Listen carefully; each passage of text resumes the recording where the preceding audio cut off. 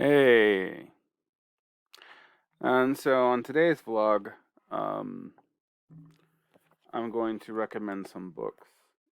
And you guys probably notice is that shelf in the back, and that's one of my 7 poetry shelves, maybe 8 poetry shelves. There's a lot down here. Wait, no, 1, 2, 3, 4, 5, 6, 7, 8, 9, 9 poetry shelves. They're not all that big though. And all the books aren't mine. My partner owns about half of them. Um, she's also a poet, although she might argue with me about that these days. Um, I wanted to. I love how you're going to get all the poetry books backwards, so I'll put a list here for you. I wanted to suggest some of my favorite things that I've been reading lately, um, and go into the poetry a little bit. And this is the collected work of Geoffrey Hill. He died a few years ago. Um, he's one of those stodgy British formalist poets who's highly religious, and yet I love him. Um, he's super influential in my work. He also doesn't care if you understand him, which I have learned to appreciate over the years. I would say if you were to go into Broken Hierarchies poems, 1952 to 2012, I would say dig really into it, but I would suggest the book within this collection called The Orchards of Cyan, spelled Syon. And I love those poems. They're vaguely obscure, they're vaguely medieval. They're kind of a British Charles Olson. I'd also want to suggest a poem by a poetry book by so much I want to suggest actually. I have to keep a stack so I can give you guys all the titles. Um, and this is from that book I just showed you is from Oxford Press. There's two whole presses I'm going to talk to you about at the end of this, two specific poetry presses. Um, this is from Rich Murphy, Practitioner Joy.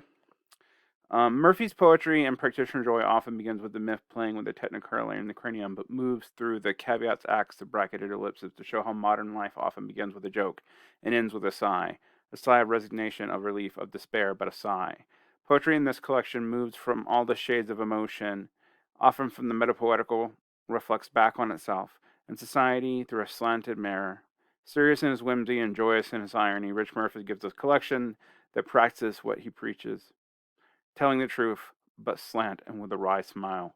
And I read from the back because I wrote that. I endorsed the book. Um, I love this book. And I love it so much that I actually had to assign it to somebody else to review because I didn't want to gush over a book that I also endorsed, that I'm a blurb for. Um, Rich is a good guy. I actually met him. I met him online. I've been in correspondence with him for a few years now, since he started submitting poetry to my journal. But of the things I've read by him, this is absolutely my favorite. And he sent me a signed copy very recently. So I wanted to get you guys to check that out. Um, let's see here. Before I get to the press endorsements, what else do I have that I want to talk about?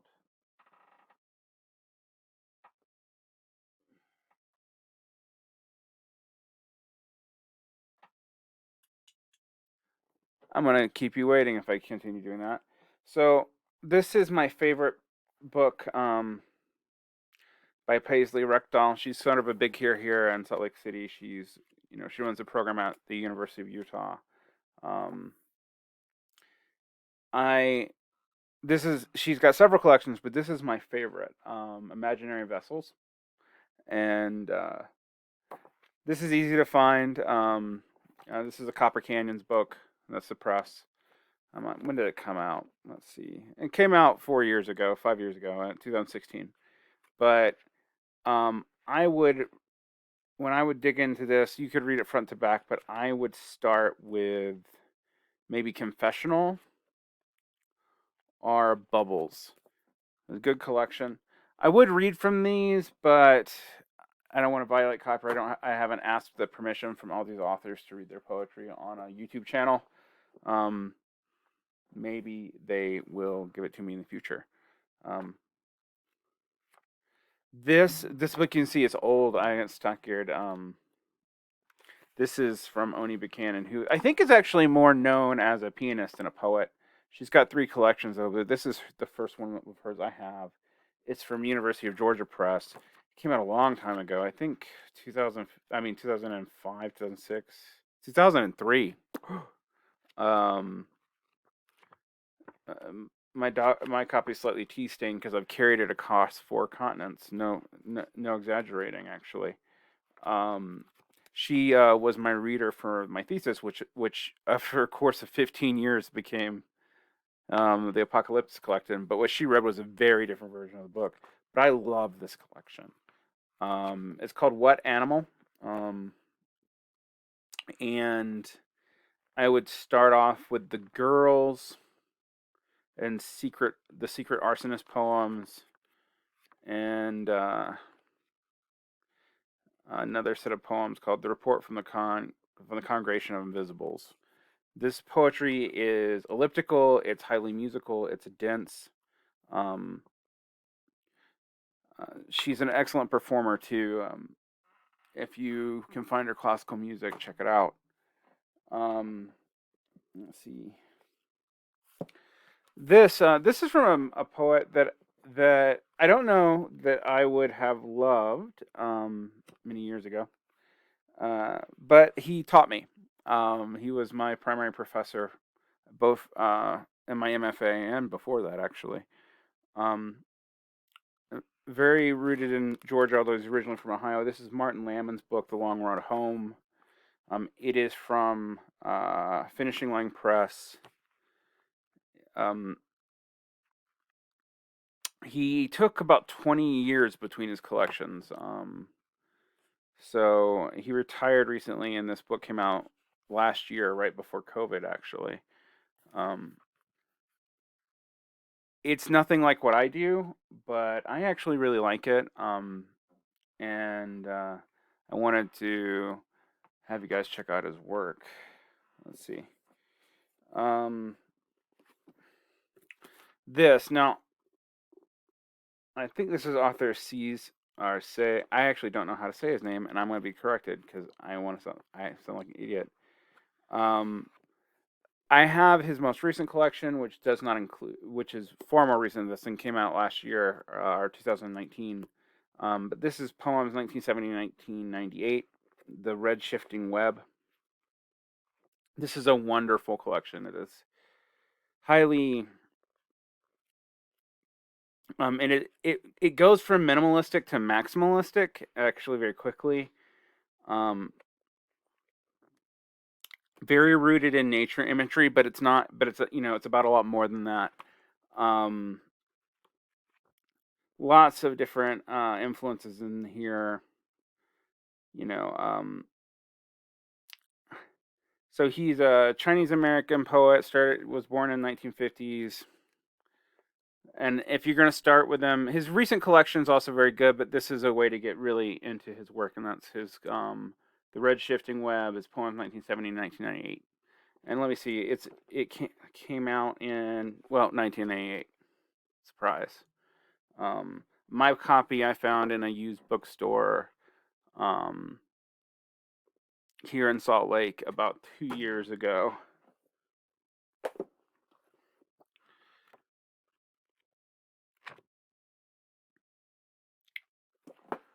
I'll introduce that another time. Let me grab some more books here to go over.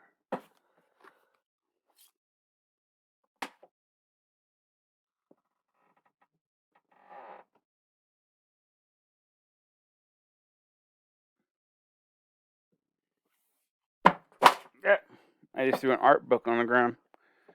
I don't want that. This is why you should do this particularly ahead of time, right?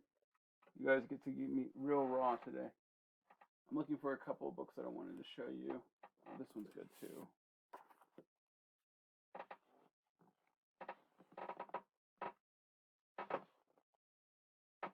Here it is. More books hit the ground. Manything by Dan Raphael. This came out from Unlikely Books. You may recognize that press because it's the one that published me. I don't know Dan, but I love this collection. I've also recently published some of his poems over on Former People, which is my own poetry site.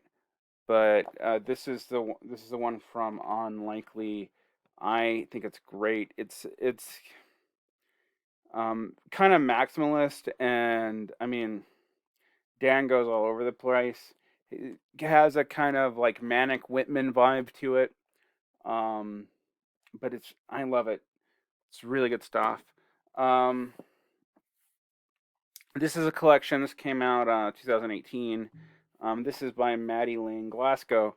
It's called Deciduous Queen, and it's about transgender and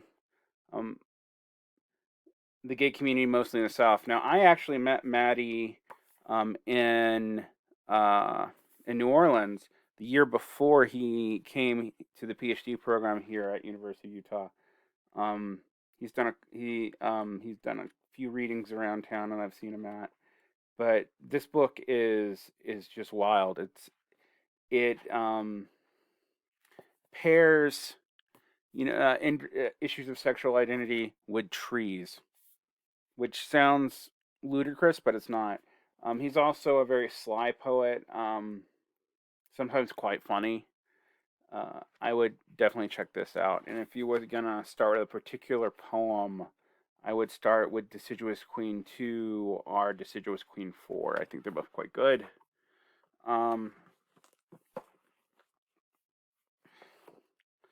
Let's see here.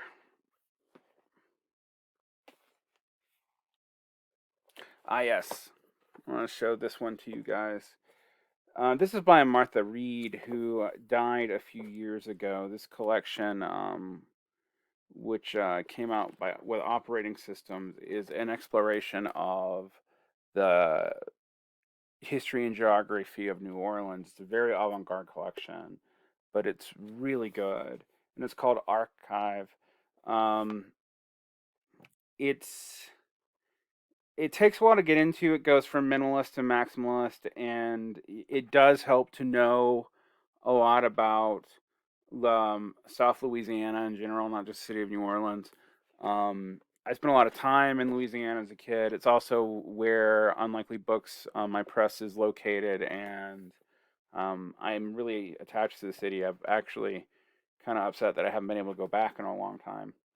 So, since I've been back in the States. But this book is great.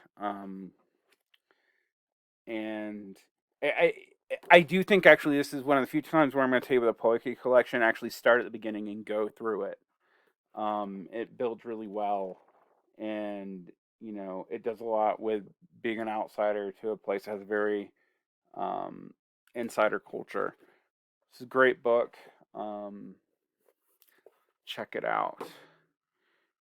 Okay, and I'll do these, and I'll do more of these in the future, and maybe next time I get some permission to read some of them. I'm going to suggest one more book, and then I'm going to talk about a press, actually, and give you some selections from those two presses. So this is Theory of Mind, New and Selected Poems by Bim Ramke. This came out from Omnidawn. Bim Ramke, he used to teach at University of Denver. I don't know if he still does. He's a very influential poet on me, hugely influential on me personally. I saw him read in Georgia in the year 2000, and I've been obsessed with his work ever since. So it's 21 years now.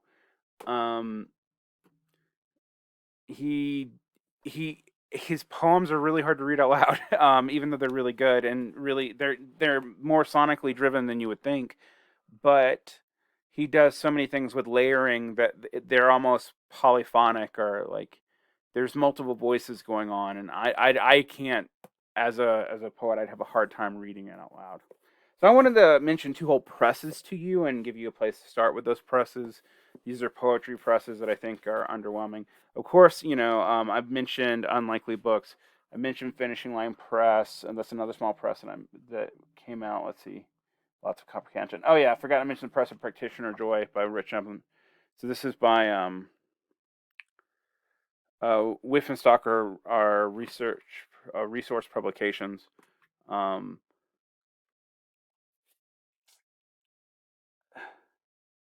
But the two presses I'm going to mention today, the two poetry presses, are Black Ocean and Wave.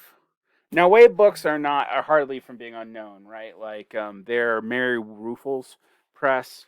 They've also published some jazz poetry, I think by Tyehimba Jess that is well known. But I want to suggest them for a lot of their translations of Korean and I believe Chinese poetry. But I have a lot of good stuff from them. So I'm gonna give you 5 titles from that you should check out. So Don Mee Choi is how you're gonna say it in English, but it's actually Che Don Mee, which is a Korean poet. And the two books, and they're they're pretty avant-garde, but that I would tell you to look into would be Hardly War and DMZ Colony. This one's a National Book Award winner.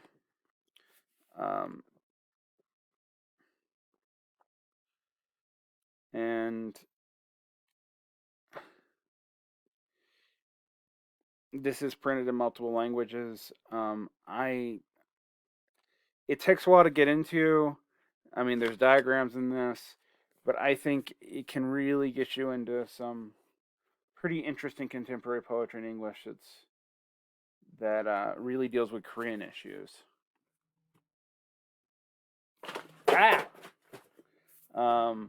Another collection they've put out recently that I really like is Yi Sang's selected works, and this has got essays, poems, diagrams, all kinds of stuff in it. I think it's great.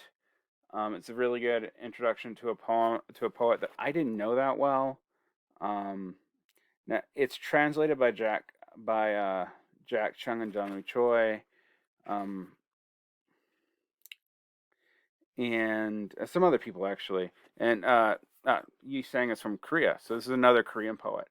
I actually didn't even pay attention to that. I just knew I loved these poems. And if I was going to start in here, there's some prose poems in the middle. I'd start with maybe like Lifetime, Innards, Blood Relations, Self-Portrait. They're all in the middle here. That's from Wave. And two other collections that I've gotten from Wave that I really like is Advice from One, Disciple of Marx to One, Heidegger Fanatic by Mario Santiago Papasquardo. I think that's how you say that. And this is a translation by Cole Hinowitz and Alexis Graman. And I think this book is neat. It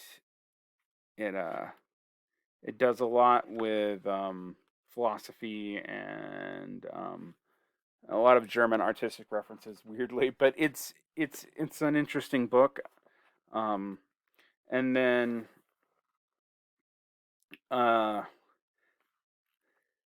there is this book by Renee Gladman called Calamities, and I don't know whether I'd call it prose poetry or short fiction or slipstream fiction or what.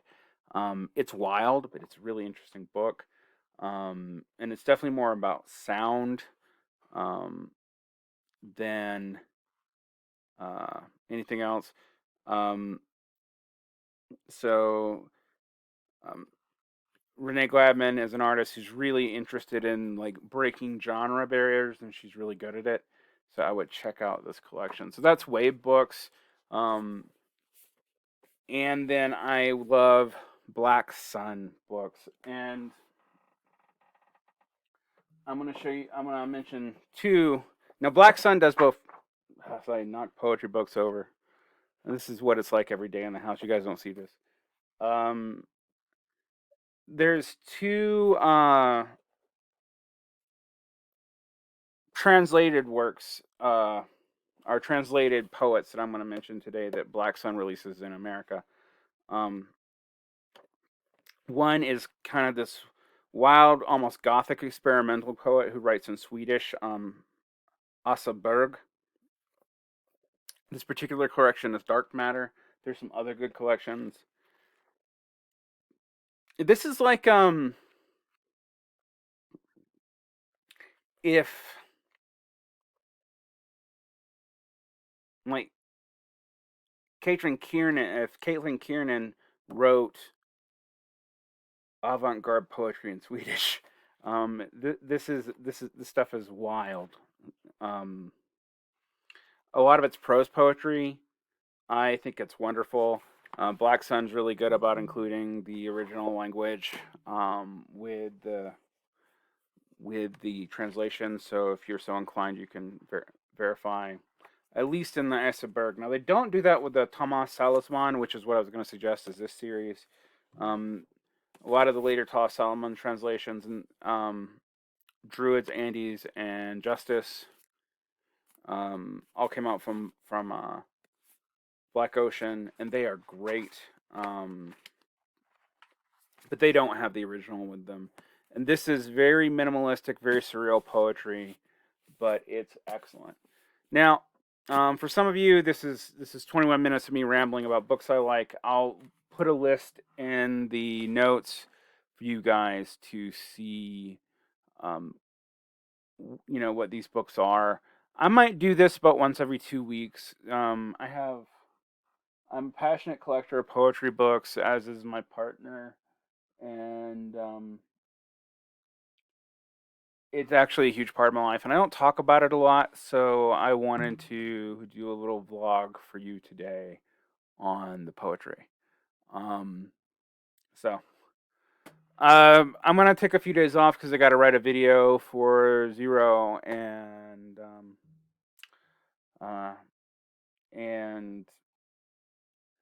do some other things for myself. I was supposed to do some podcasts today, but they got rescheduled, so I had some extra time after finishing grading and just wanted to do something a little different and get some of you maybe thinking about some poets that you may not have checked out. And I have listed all kinds of stuff today, from the very popular and mainstream to pretty obscure. So I hope you enjoy it. I hope you got something out of this, even though I'm not reading any of the poems. If they're poets I know, I could ask. I guess I could have asked Marty and Rich if I could have read some of their poems. I probably wouldn't have got mad. But, you want permission. So, like and subscribe if you want to hear me ramble. And if you don't want to hear me ramble, go away. You can find my work over at Zero Books. You can find it at the Emancipation Network podcast. I'm a regular guest over at the Sectarian Review. I don't know. There's some stuff. There's some my later videos this week will probably be interviews, because I'm going to be starting to do interviews that don't fit into Zero or Emancipation's purview here. So it might be about politics, it might be about philosophy, it might be about history, it might be about literature. It depends on my mood. I'm not going to do them all the time, but I think maybe, you'll get a better sense of what I actually care about and who I think is worth talking to. I have one coming up very soon that I think will be interesting to a lot of people. It's another YouTuber that I think is actually a pretty cool YouTuber, and I'll announce who they are closer to time. And I believe that'll be on Sunday, and it'll be live streamed on this channel. So, so it's not all vlogs all the time. It's occasionally me talking to people about whatever I like, but you're never going to know unless you show up. All right, guys, take care.